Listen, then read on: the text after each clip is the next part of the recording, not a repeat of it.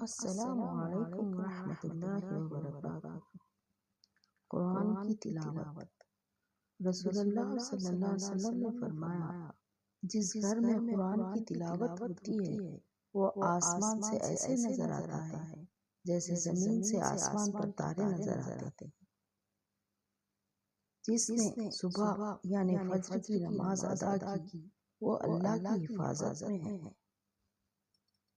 اور رسول اللہ صلی اللہ علیہ وسلم نے فرمایا، ہرگز وہ آدمی جہنم میں داخل نہیں ہو سکتا جو سورج نکلنے سے پہلے فجر کی نماز اور سورج غروب ہونے سے پہلے عصر کی نماز پڑھے۔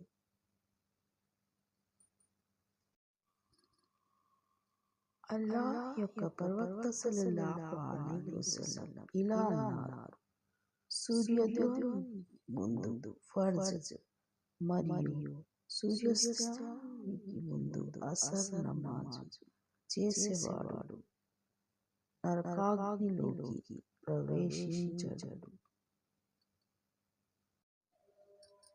ఎవరైతే ఉదయపు నమాజ్ అంటే ఫర్జ్ నమాజ్ చేస్తారో అతడు అల్లాహ్ రక్షణలో ఉంటాడు।